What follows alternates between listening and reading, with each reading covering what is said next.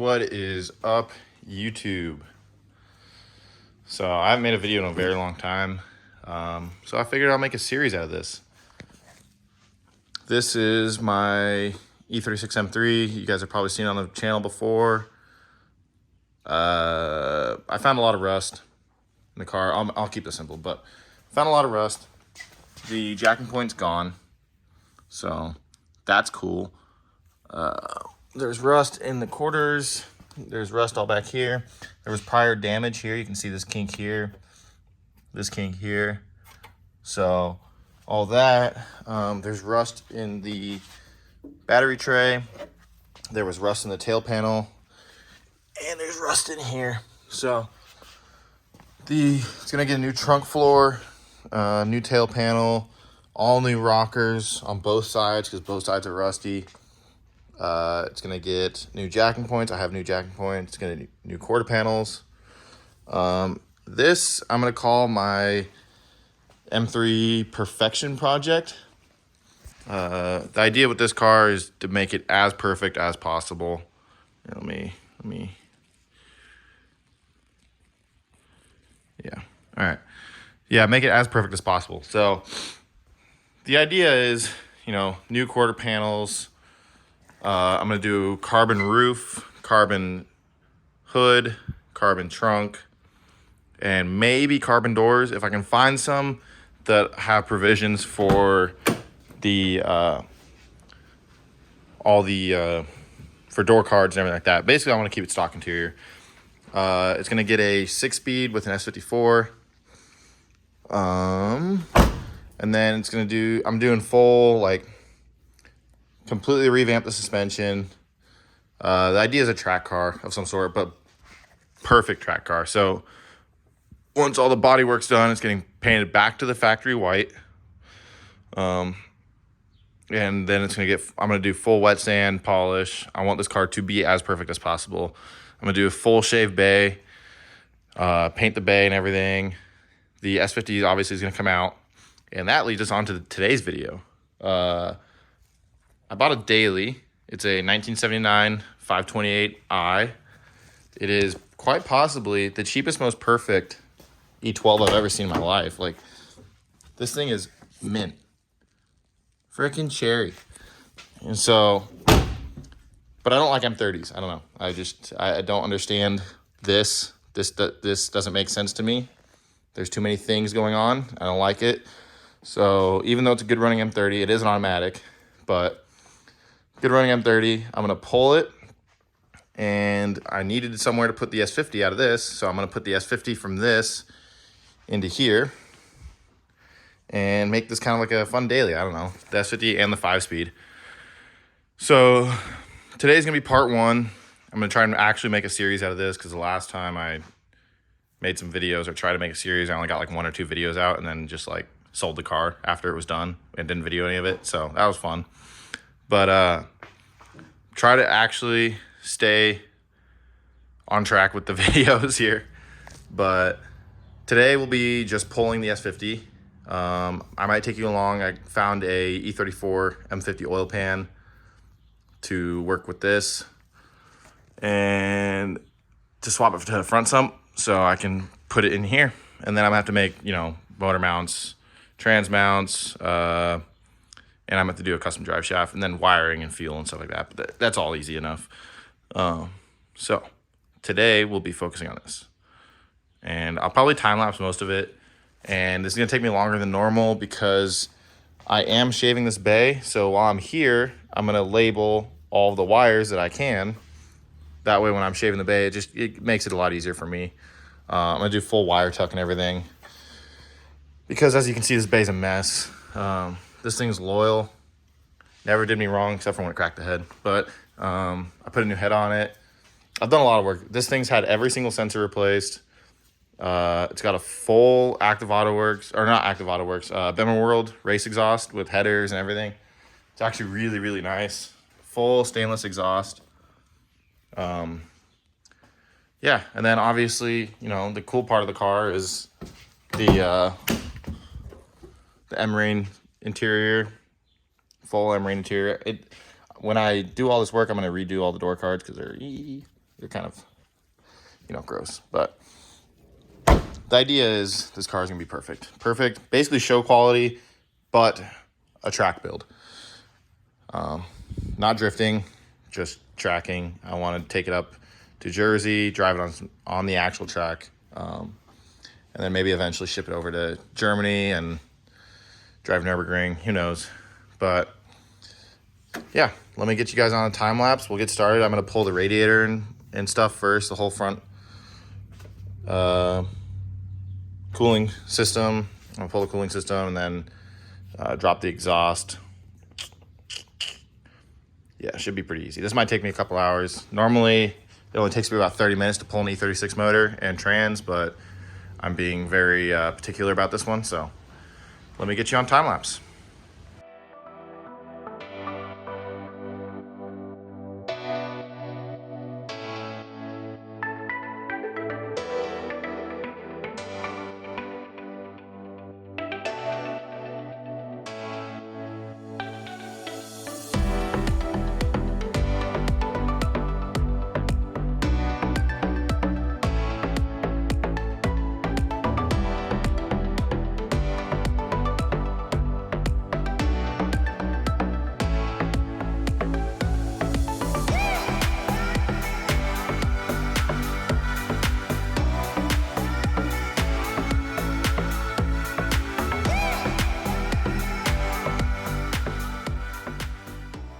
All right, here's what I've got so far. Y'all watched me spill all that fucking coolant. Got the radiator out. I got the fan blades off the clutch fan. I can't seem to break this nut loose even with my tool. So, yep, that's gonna be staying there until I get the engine out of the car. Next thing's gonna be probably, there's already no battery in this car, so I'll probably disconnect the AC lines. Pull this upper AC line, and maybe, yeah, I'll pull this one too, this lower AC line. Get those off. Then I'll disconnect the ground over here, disconnect the battery positive right there, the two battery positives. Pull the ECU out and pull the harness bundle up here. That makes it a lot easier to get it out of the car. I got a couple vacuum lines. I just got to disconnect this vacuum line. Got to disconnect. I'm probably going to take the power steering pump and leave it. No. I'll disconnect the power steering pump, drain it. I have a whole chase base kit for this anyways, so it's not going to get used. Let's see. Coolant lines are disconnected. Pretty much everything's disconnected. I guess heater core lines. I'll get to those in a second. Then it's going to be under the car. So as far as under the car goes, I'm not very good at filming, so I'll do it and then I'll explain what I did. So yep, watch me disconnect everything up here, and then next update will be once everything's disconnected up here, I'll go into the car. All right.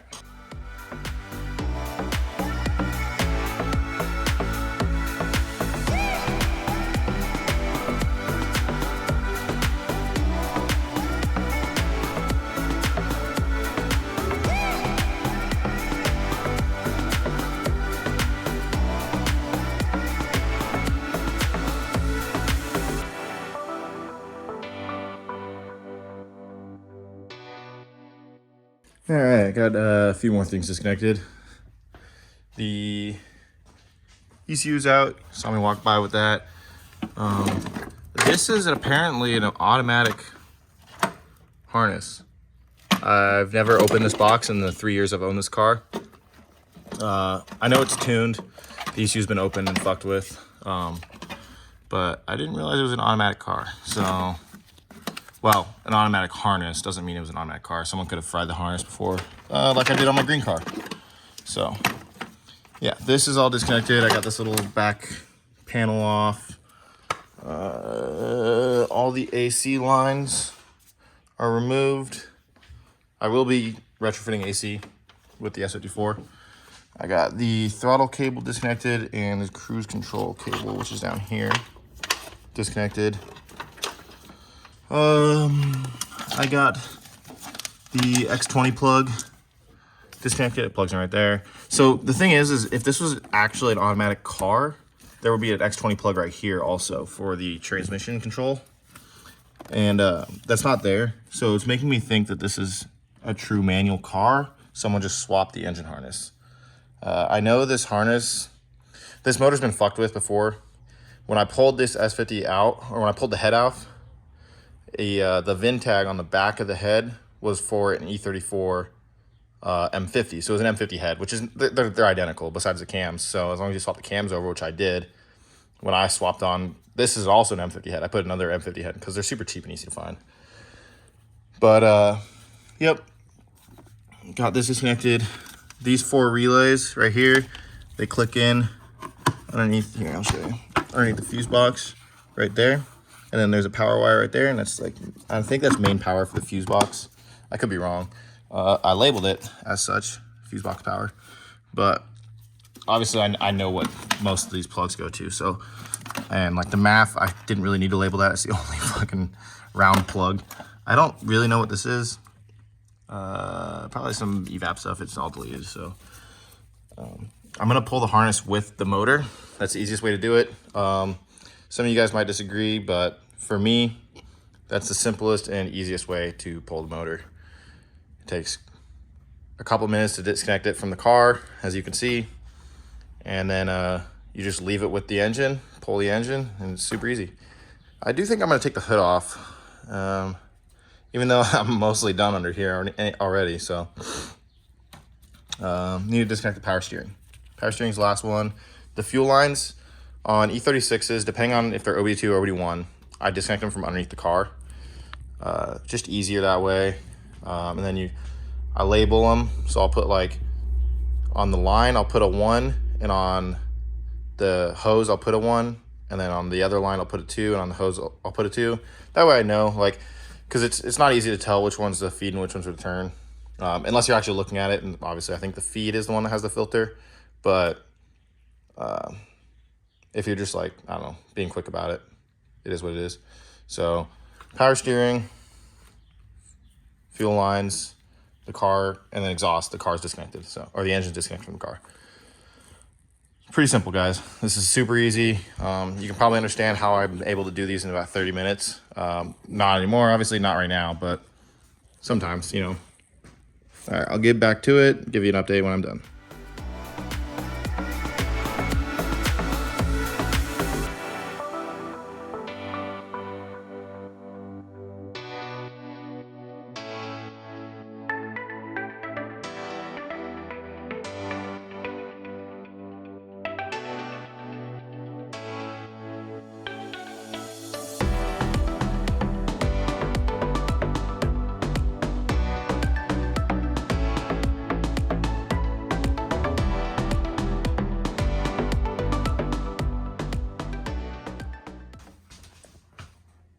Hello, puppy.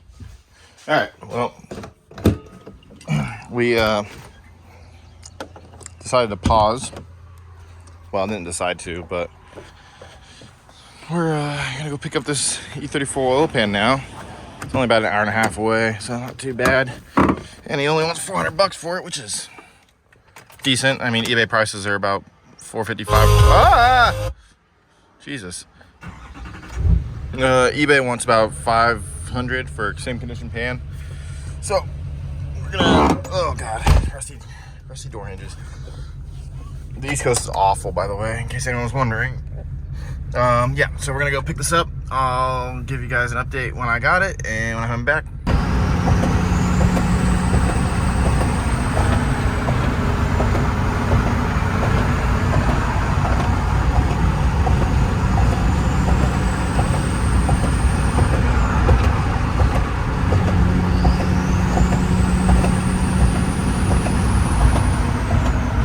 All right, so I'm back from the it's only like an hour and a half drive, 3-hour round trip, but picked up E34 oil pan, came with the pickup tube and the dipstick. So for any of y'all who don't know what I'm talking about when I mention this, E36 24 valves our rear sump. The oil pan sump is in the back there. Let me oop. How do I? 1 second. All right.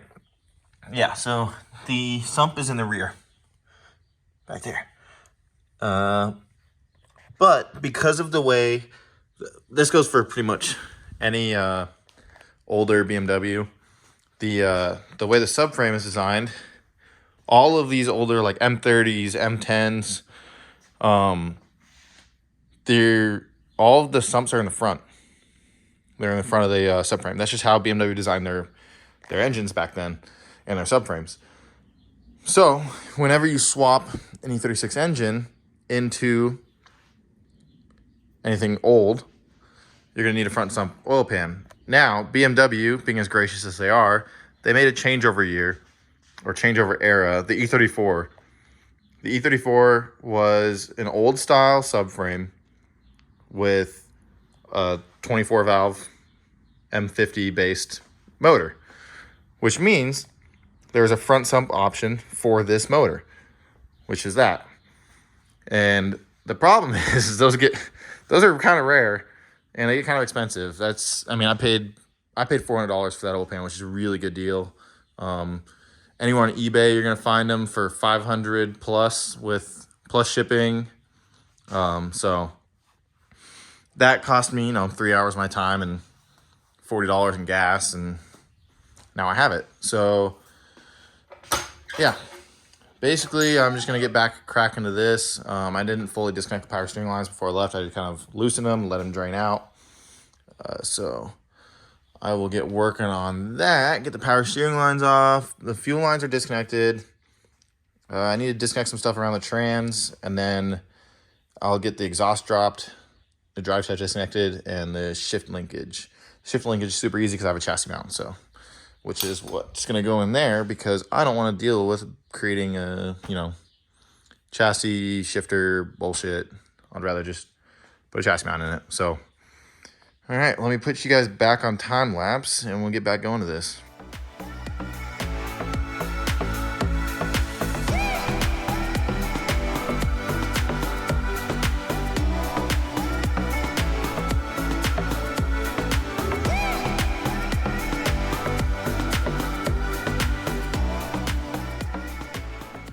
All right, as you can see right here, power steering's disconnected.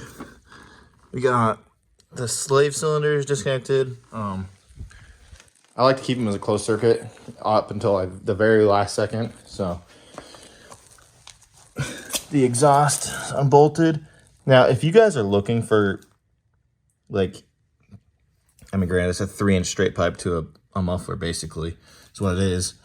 This is a beautiful exhaust. The stainless work on this is amazing. Like, look at those welds. Look at that. Look at that. That's an out-of-box exhaust. And it was like a couple grand. It wasn't that bad with the headers. The headers were almost as much as the entire exhaust was. So, if you guys are looking for a nice exhaust for your E36 M3 or not M3, works for either. The Beamer World race exhaust, that's what this is. And it's super cool, somewhere around here.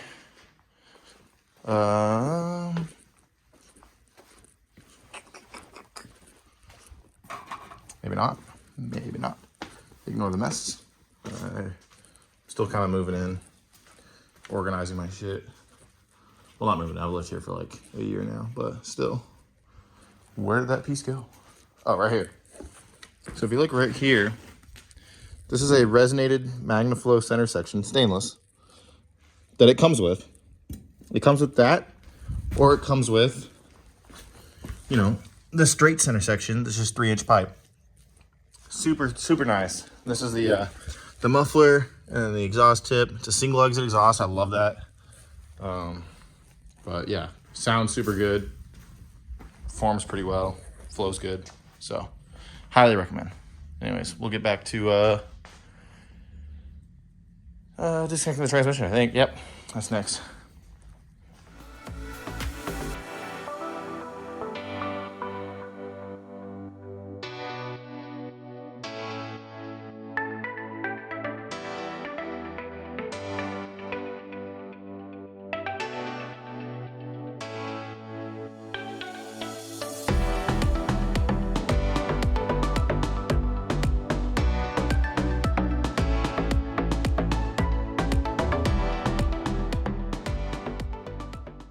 All right, here's where we're at so far. I got the nut off the transmission, or the engine mount there, nut off the engine mount there. Shift linkage is disconnected. Drive shafts unbolted.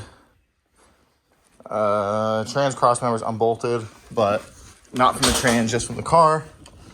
I got transmission jack just holding up the transmission right now. You can see cross members loose, it's unbolted. I just got to unbolt it from the actual mounts, because obviously you can't pull the engine like that. But drive shaft's unbolted, shift linkage disconnected, like I said. Slave cylinder disconnected from the trans. I'm leaving it with the car. Yeah, harness, fuel, AC, everything seems to be disconnected. So I think put you back on a time lapse. I'll set up the engine hoist wherever oh, it's way back there. Grab the engine hoist, set it up, and then the way I like to pull these is I drop the subframe, so that way I don't have to lift it up anywhere near as high.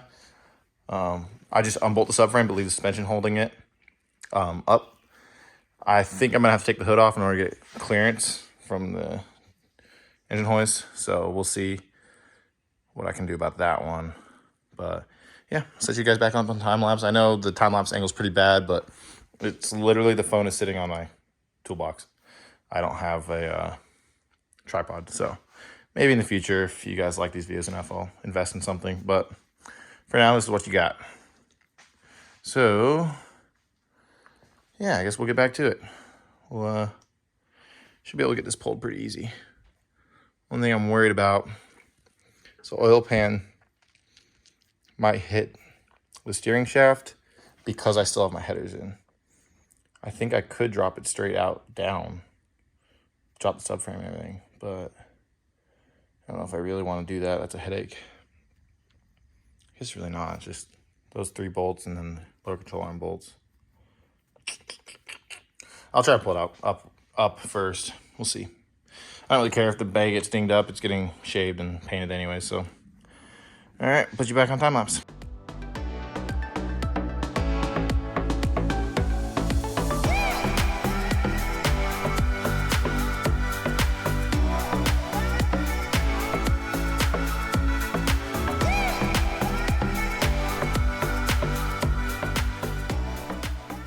All right, that was a little more involved than I anticipated.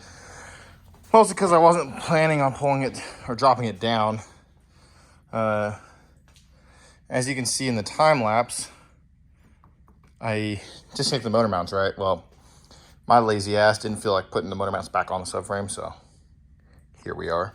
But yeah, it's out. I mean, wasn't the most ideal way, but you can see. I mean, this engine bay's seen some shit. Dude. It's seen some miles, but yeah, for the most part, it's completely out. You saw my roommate came and helped for a second. But I mean, man, look how beautiful these headers are. Just, so good. So freaking good. But yeah, I think for the most part, for the next step, I'm just gonna clean up the engine. I might disconnect the transmission. Not quite sure there yet, but at the very least, I need to get the subframe back underneath this. So that way, actually, I think I am going to disconnect the transmission.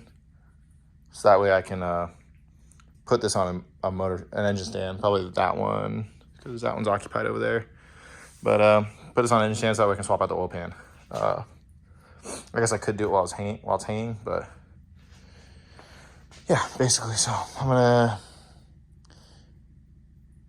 probably pull the trans off. Need to get the subframe back underneath this so it rolls. I'm gonna put the wheels back on, put it back on dollies, and push it back into its corner where it's been for the last long time, way too long. So, yeah, I guess I'll try and get this off of the subframe and go from there.